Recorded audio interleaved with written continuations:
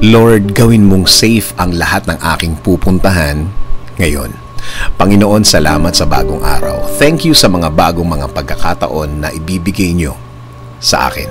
Salamat din sa mga bagong dadating ngayon, mga bagong oportunidad na dala ng bagong araw ngayon.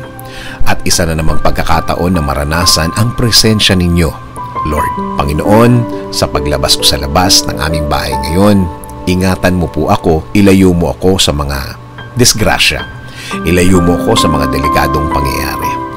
Gawin mong safe ang lahat ng aking dadaanan. Gawin mong ligtas ang aking mga kausap. Huwag mong hayaang mangyari ang mga masasamang plano ng mga tao laban sa amin.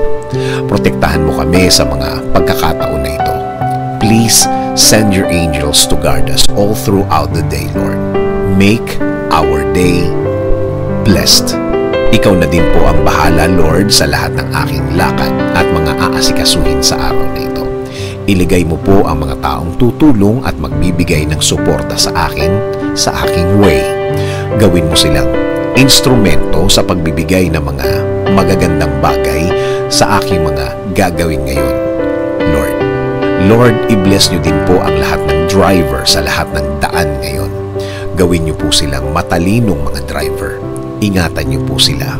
Protektahan niyo din po ang lahat ng kanilang lakad at mga pupuntahan ngayon, Lord. Salamat, salamat, Lord. Dahil mararamdaman ko na naman ang inyong guidance sa akin. Mararamdaman at makukuha ko na naman ang inyong provision sa araw na ito. Alam ko po kapag sa inyo po nanggaling ang mga bagay na ito po ay hindi magdudulot ng karagdagang problema. Patuloy niyo po akong i-bless ng inyong magandang plano. Alam ko po, Lord, na kapag kayo po ang nagplano, matutuloy po ang lahat. Kaya patuloy mo pong pasukin ang aking buhay. Ini-offer ko na po sa inyo ang araw na ito. Kasama na po ang mga araw na parating. Ibinibigay ko na din po ang aking problema, Lord. Palitan niyo po ito ng saya at peace of mind. Patahimikin at pakalmahin niyo po palagi ang aking puso at isipan, Lord. Pati, Lord, ang aking bayan. I-lead niyo po ito sa isang maayos at magandang pamamalakad. Patuloy niyo pong i-bless ang mga namumuno sa amin, Lord. Alam namin na kapag ikaw ang sentro ng lahat, mas tahimik at tama ang kinalalagyan ng aming bansa. In Jesus' name we pray. Amen.